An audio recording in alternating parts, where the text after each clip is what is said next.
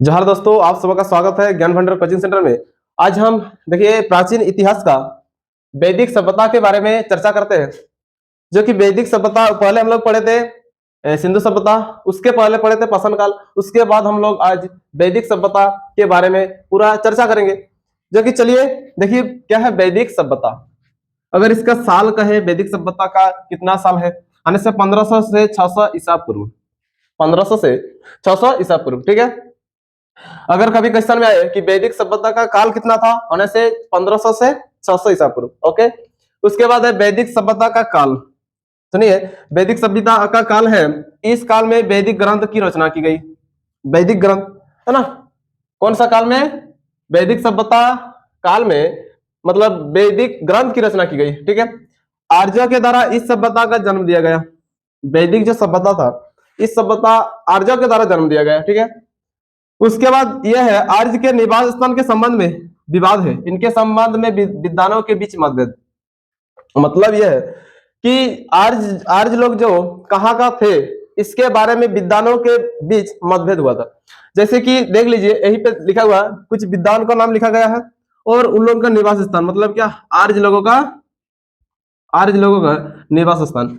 देखिए अविनाश चंद्र दास जो विद्वान है, उसने कहा था कि सप्त संदेह प्रदेश था। सप्त संदेह प्रदेश मतलब आर्य का, आर्य जो लोग था उन लोग सप्त संदेह प्रदेश था, ये अविनाश चंद्र पांडे कह रहे थे, है ना। उसके बाद गंगानाथ झा ये कह रहा कि ब्रह्मर्षि प्रदेश थे। कौन लोग? आर्य लोग ब्रह्मर्षि प्रदेश, ओके। उसके बाद है थर्ड में है डॉक्टर राजावली पांडे, इसने कही थी कि मध्य देश। कौन है? मध्य देश। आर्य लोग कहाँ का था? मध्य देश का, ठीक है। उसके बाद बाल गंगाधर तिलक ध्रुव प्रदेश, ध्रुवीय प्रदेश। उसके बाद स्वामी दयानंद सरस्वती कहा था? तिब्बत। उसके बाद मैक्स मुलर कहाँ कहा था? मध्य एशिया। तो चलिए एक बार फिर से हम लोग डिस्कस कर लेते हैं। लेकिन ये जो पूरा लोगों का मतलब विद्वानों के बीच मतभेद हुआ था, लेकिन एकदम सही किसको माना, इसको पहले जानना है। देखिए मैक्स मुलर का अभी हम लोग का सही माना है, यानी मैक्स मुलर मध्य एशिया कहाँ का थे, इसको नोट करके लिख सकते हैं आप लोग। आर्य लोग, आर्य लोग कहाँ? मध्य एशिया के निवासी थे, मध्य एशिया के निवासी थे, ठीक है। आर्य लोग कहाँ का निवासी थे? मध्य एशिया का निवासी थे। और यह मतलब मध्य एशिया किसने कहा? आने से देखिए मध्य एशिया किसने कहा? आने से देखिए मैक्स मुलर। किसने कहा? Max Muller. ये भी याद रखना है, Max Muller, Max Max Muller, Max Muller मध्य एशिया ने आर्य लोगों का निवास स्थान कहा, ठीक है। थोड़ा सा और एक बार डिस्कस कर लीजिए, ठीक है। इसको याद रखना है, इसको, है ना। चलिए देखिए वैदिक सभ्यता 1500 से 600 ईसा पूर्व, ओके। उसके बाद वैदिक सभ्यता का काल क्या था? वैदिक ग्रंथ की रचना की गई।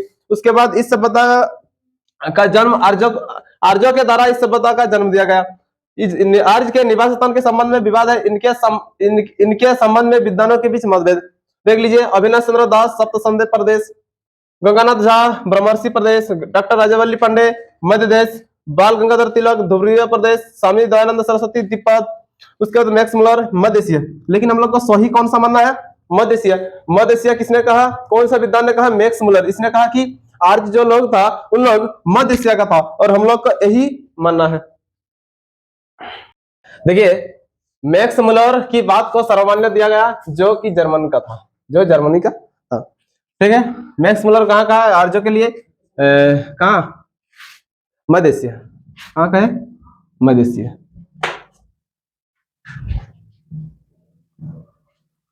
मध्य एशिया, मध्य एशिया, ठीक है। आर्य लोग मध्य एशिया का था, जो कि मैक्स मुलर ने कहा, और जर्मनी का था, और इसका बात को सर्वमान्य रखा।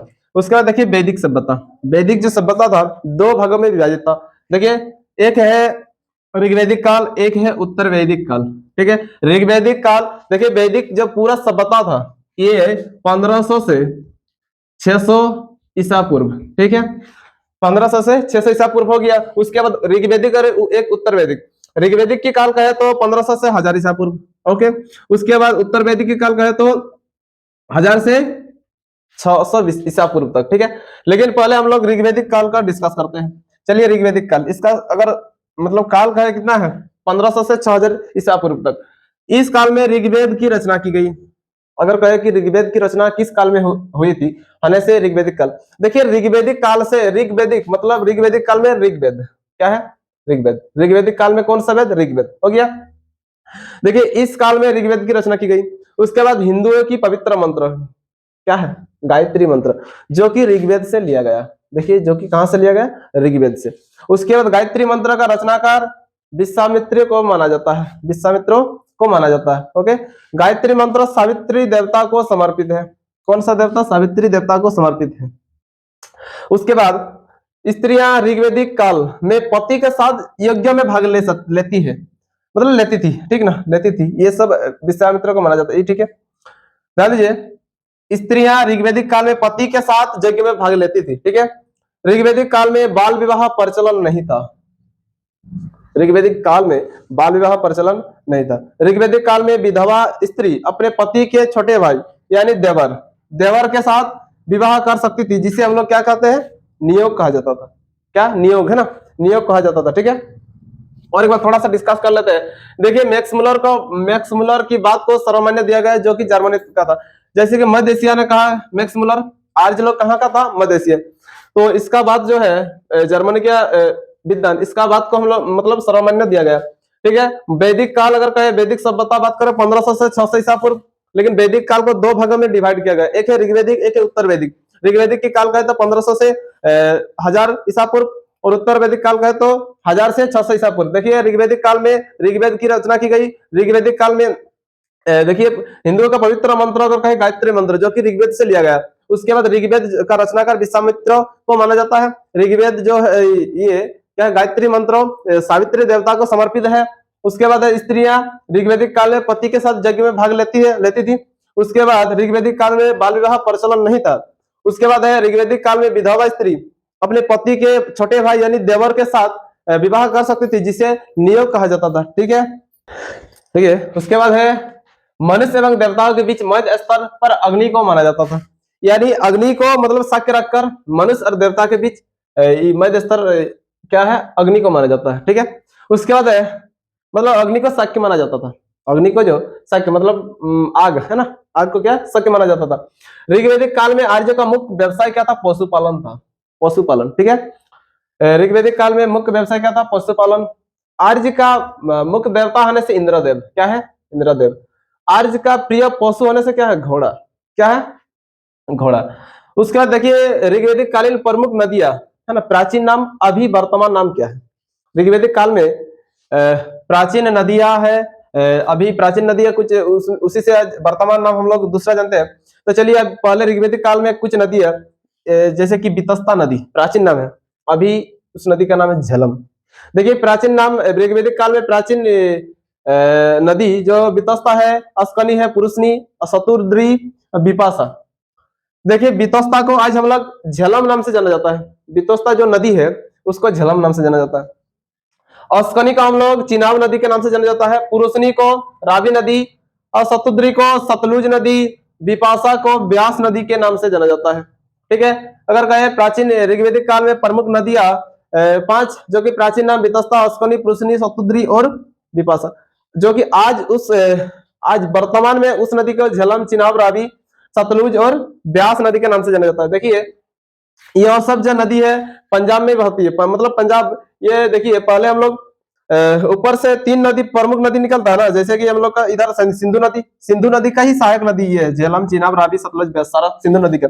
सिंधु नदी देखिए, देखिए सिंधु नदी पश्चिम से होकर बहती है, और ये इधर एक गंगा नदी आती है, गंगा और ब्रह्मपुत्र 2 नदी आती है। तो देखिए सिंधु नदी का जो सहायक नदी है ये सारा झेलम, चिनाब, रावी, सतलुज और व्यास इधर चला जाता है पश्चिम तट में। तो ये देखिए है ना, झेलम, चिनाब, रावी, सतलुज, व्यास, ये सिंधु का सहायक नदी है, जो कि इस नदी का नाम अगर कहें कि प्राचीन नाम क्या है होने से, देखिए झेलम को वितस्ता, चिनाब, अस्कनी, रावी, पुरुषनी, सतलुज को सतुद्री, और उसके बाद व्यास है विपाशा, ठीक है। ये हो गया ऋग्वेदिक काल में, यानी इस नामों से जाना जाता था मतलब नदियों को। और अभी अगर वर्तमान में ये नदी झेलम, चिनाब, रावी, सतलुज, व्यास, जो कि सिंधु नदी की सहायक है, ठीक है। ये हो गया। उसके बाद हम लोग को ऋग्वेदिक काल देखिए 1000 से 600 ईसा पूर्व है ना, 1000 से 600 ईसा पूर्व है। ऋग्वेदिक काल में 3 वेद की रचना की गई। देखिए नहीं सॉरी, ऋग्वेद काल में एक वेद की रचना की गई, उसका नाम है ऋग्वेद। ऋग्वेदिक काल में एक वेद रचना की गई, मतलब उसका वेद है ऋग्वेद। और अगर कहें उत्तर वैदिक काल में 3 वेद की रचना की गई, सामवेद, यजुर्वेद और अथर्ववेद। यानी हम लोग का अगर कहें वेदों की संख्या कितनी है, वेदों की संख्या कितनी है? 4। याद रखना है 4 वेद है। देखिए एक वेद ऋग्वेद, सामवेद, यजुर्वेद, अथर्ववेद। यानी ऋग्वेद का रचना ऋग्वेदिक काल में और सामवेद, यजुर्वेद और अथर्ववेद इसका रचना उत्तर वैदिक काल यानी 1000 से 600 ईसा पूर्व के बीच रचना की गई। ठीक है। उत्तर वैदिक काल में आर्य का कार्य क्षेत्र कहाँ था? देखिए गंगा घाटी क्षेत्र था। कहाँ था? गंगा घाटी क्षेत्र। ठीक है। उत्तर वैदिक काल में शिल्प और व्यापार के क्षेत्र में भी प्रगति था। देखिए उत्तर वैदिक जो काल है शिल्प और व्यापार के क्षेत्र में प्रगति था। उत्तर वैदिक काल के सर्वप्रथम पक्की ईंट का प्रयोग कौशाम्बी क्षेत्र से नगर से मिला था। देखिए एक बार डिस्कस कर लीजिए थोड़ा सा ना, मनुष्य एवं पहले से डिस्कस कर लीजिए। मनुष्य एवं देवताओं के बीच मध्य स्तर पर अग्नि को माना जाता था। यानी मनुष्य और देवता के बीच हम लोग अग्नि को शक माना जाता था। ठीक है। अभी भी मानते हैं, अग्नि को शक मानते हैं। अभी देखिए ना शादी घर में कोई पूजा पाठ होता है तो हम लोग यज्ञ करते हैं तो अग्नि को ही साक्षी माना जाता था, है ना? जाता भी है, अभी भी है ना। ठीक है। और ऋग्वेदिक काल में आर्य का मुख्य व्यवसाय होने से पशुपालन। इसीलिए देखिए ऋग्वेदिक काल का मुख्य व्यवसाय क्या है? पशुपालन। इसीलिए हम लोग का मुख्य पशु भी अगर कहे प्रिय पशु होने से देखिए घोड़ा है। कौन सा? घोड़ा है। देखिए ऋग्वेदिक काल में मुख्य आर्यों का मुख्य व्यवसाय क्या है? पशुपालन। और प्रिय पशु होने से घोड़ा और देवता होने से इंद्रदेव। ठीक है। देखिए ये नदी याद रखना है, प्राचीन नाम ऋग्वेदिक कालीन में कुछ नदियां हैं जो कि प्राचीन नाम में अलग है, वर्तमान नाम अलग है, जो कि सिंधु नदी का सहायक नदी है। ठीक है। ये सारा अगर कहें पांचों नदी कौन सा राज्य में बहती है, मतलब पांचों नदी देखिए पंजाब में बहती है, ये सारा नदी है ना। कभी कभी क्वेश्चन ये आता है, कुछ टाइप का क्वेश्चन बनता है, पांचों नदी का संगम यानी 5 नदियों का ये राज्य तो पंजाब हो जाता है ना। चलिए देखिए वितोस्ता झेलम हो गया, अस्कनी, चिनाब, पुरुषनी, रावी, सतुद्री, सतलज, बिपाशा, व्यास। ठीक है। उसके बाद है उत्तर वैदिक काल। देखिए इसका साल का है तो 1000 से 600 ईसा पूर्व। उत्तर वैदिक काल में 3 वेद की रचना की गई, सामवेद, यजुर्वेद, अथर्ववेद। और एक वेद है ऋग्वेद की रचना ऋग्वेदिक काल में। ठीक है। अगर कहें उत्तर वैदिक काल में आर्य का मुख्य कार्य क्षेत्र गंगा घाटी क्षेत्र था। उत्तर वैदिक काल में शिल्प और व्यापार क्षेत्र प्रगति थी। उत्तर वैदिक काल में सर्वप्रथम पक्की ईंट कौशाम्बी नगर से प्राप्त हुआ था।